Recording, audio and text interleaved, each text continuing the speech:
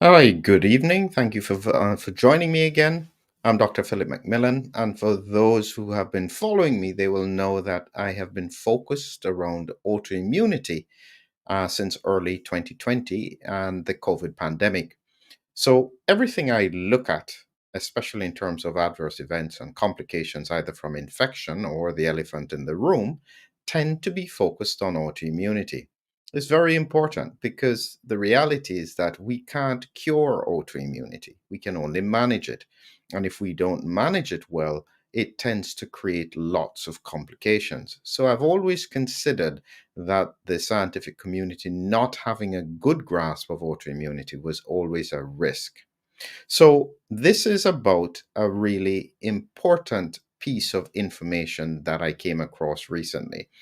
And it was done by Outside Allen. And this is his work looking at different conditions around what's happening in terms of mortality.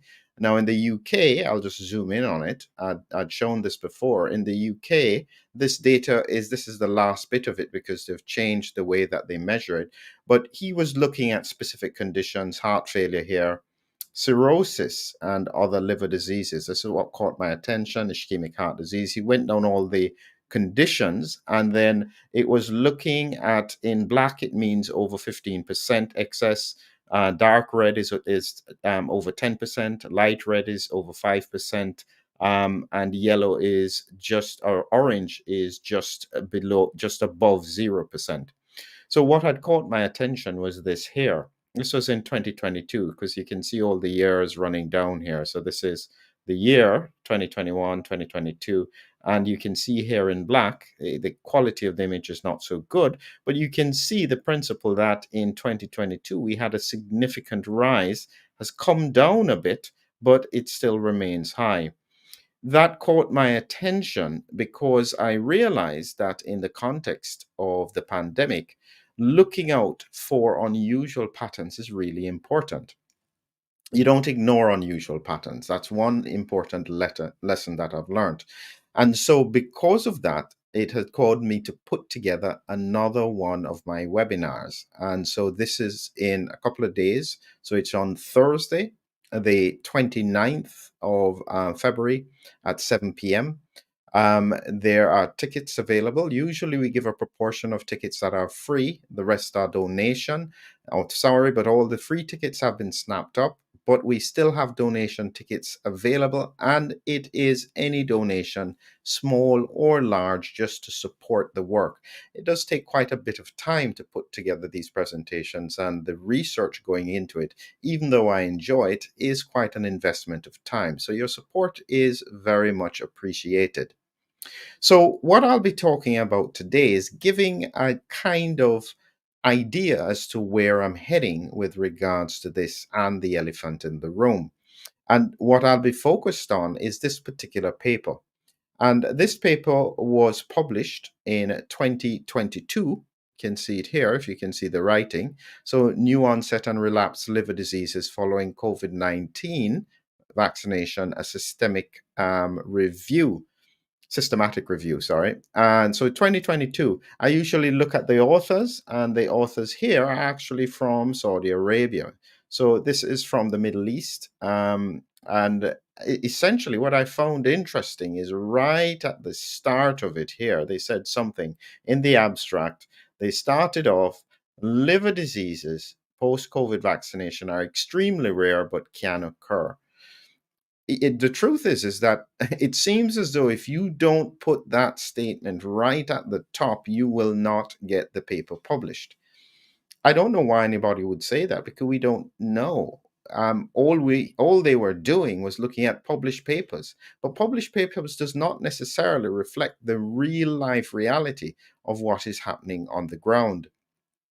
And so, within that framework, there are a couple of things about it that I think are quite important. So they did find that there are a number of conditions, and out of the articles that they found, you can see here again.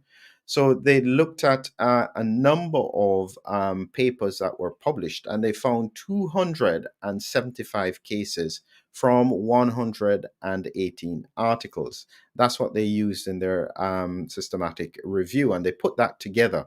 And it was looking at all the causes that occurred around it. Now, the reason that I'm focused on this is because I think it's underestimated. People are going about their lives as if everything is normal. And I think that is a little bit dangerous in the context of what has happened across the world.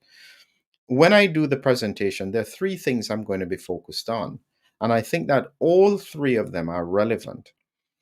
We underestimate that for many people who drink alcohol, there is some degree of liver damage. Now, you have to remember that the liver can take quite a lot of hits, including lots of alcohol.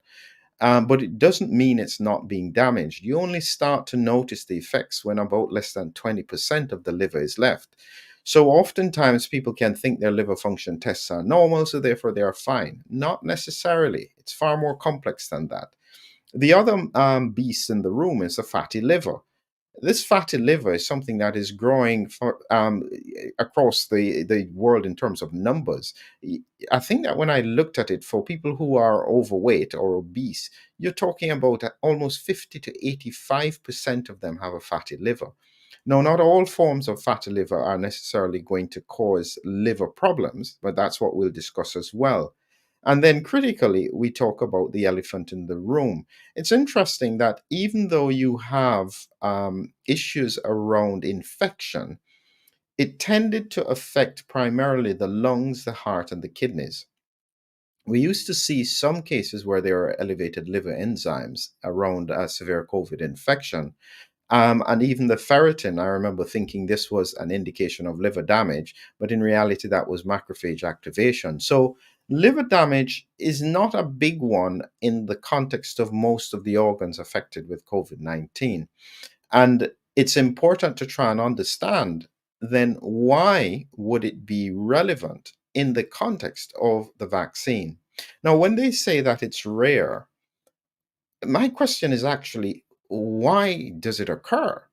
Because I did a quick check before, and I'm happy if other people can corroborate it, is that I just checked through on Google Scholar looking for the association with vaccination and liver injury. And outside of hepatitis and hepatitis B vaccines, it doesn't seem to be a major issue. Why would this be relevant in the context of COVID vaccines? Really important question. And this is why I said when I look through the paradigm of autoimmunity, everything starts to make sense. So here are some of the examples of cases that they had, and you can see here this may be a little bit small, but the essence of it here is that this was one case, someone who was white. They did have a background of liver disease before and a liver transplant, and they had their event or the time to presentation was only 2 days, and they had presented with a number of other symptoms. So it's interesting to look at the patterns. And again, this cohort here had, again, background of liver disease. So it seems as though there can be an exacerbation of underlying liver disease. And this is why I said that that combination with regards to the fatty liver and alcohol, I think is extremely important. Going back to the paper here, they highlighted again. In this case, it was 44 days to presentation. The person was only 58. And again, they had previous liver disease, so autoimmune cirrhosis. The other person here had cirrhosis. This person only had psychological problems. It was about 8 days to the presentation before they started to have abdominal pain and jaundice and so on. So, if they had no background liver disease, that in itself is an important question as to why would it occur. I'm just giving you another few examples here from the paper. This here is a 53-year-old male. It took 10 days to the presentation, and this person had no medical history. And they again presented with abdominal pain, lots of these represent immune responses, hypersensitivity responses, myalgia, fatigue, jaundice. And so they knew that this was probably an autoimmune case with fulminant liver failure. So that was quite significant. And so you can see the pattern here. This one, no medical history, again, no medical history. This one was with the AstraZeneca. This one here was Pfizer. This was Pfizer. Another one was Moderna. So the point is that it is not so much about the type of vaccine, but it seems to be related to the spike protein because it wasn't connected with regards to the other bits. So a really, really important pattern. Now I've jumped down to the discussion, and I've just got a few points here to make from the paper. And I've got it highlighted here. And the first thing that they said, so this is the discussion, and they're talking about the considerable range of liver diseases that were observed following COVID-19 vaccination. I agree. It is really strange. Why would you have such a range of liver diseases? So it's not just autoimmune hepatitis and so on. Actually, before I do that, I just want to show you an important thing here, and this is what they are making reference to. So after I showed you all of the cases, this now is in reference to the conditions. So other than hepatitis, they also had portal vein thrombosis. This is all the cases, and they had liver enzyme abnormalities in some. They had acute liver injury in others. They had autoimmune hepatitis. They had acute cellular rejection of liver transplants.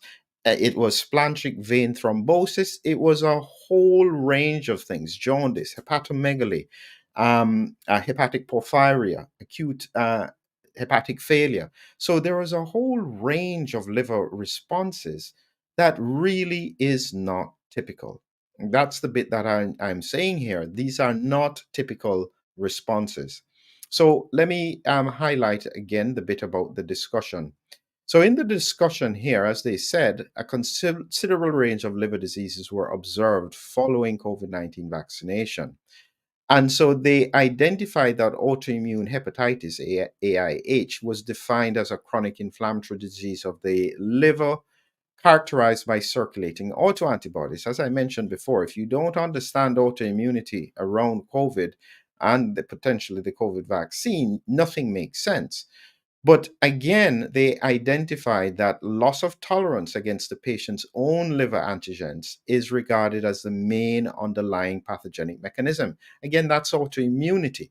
And as they said further on, although the mechanisms associated with COVID-19 vaccination and autoimmune hepatitis are still unknown, molecular mimicry, that's where the proteins that are trigger the immune system are similar to normal proteins in the body, has emerged as the most likely process associated with this phenomenon. And they noted, indeed, antibodies against the spike protein of S1 of SARS-CoV-2 had a high affinity against some human tissue proteins. This is known, and this is the point that I'm making to people, is that whenever you speak about adverse events and you're focused on issues, if you don't understand that time frame is extremely important in the context of autoimmunity, you will miss a whole range of problems. And I think this is what has happened. This is why excess mortality probably is up, because they haven't connected the autoimmunity issue, and therefore nothing seems to quite make sense. When I look at the liver, and I'm looking at it from my angle, and one important thing to say is that in the process of objectively pulling back from it, I have one heck of an insight about the fatty liver, the cause, the mechanism, really important, tied to insulin resistance. That will be shared in the webinar. So if you are interested, please come and join. So these are very important points, and I think that it's only the beginning of us trying to make sense of what is happening. My advice to people is very simple. Observe carefully your tolerance, because you may find, say, people who are drinking alcohol, you may find that your tolerance for alcohol has changed. If you have noticed that, please don't ignore it. meaning if you are used to drinking 6 pints on a weekend and you find that by the fourth pint you really are feeling the effects of it, please don't continue to assume that you can still tolerate this level of intake. The same applies with drug use and almost everything else that your liver has to detoxify and manage. Without that kind of information out there for people, they will assume that everything is exactly as it was before. I think that's very dangerous and it could cause long term serious liver disease. And it takes a while for it to appear. And once it has occurred, there is very little that can be done other than liver transplantation. So I hope that you find this valuable. And again, join me on the webinar if you're interested. Donations, large and small, are appreciated. Any support and interest would be appreciated with the webinar. Have a great evening until the next time.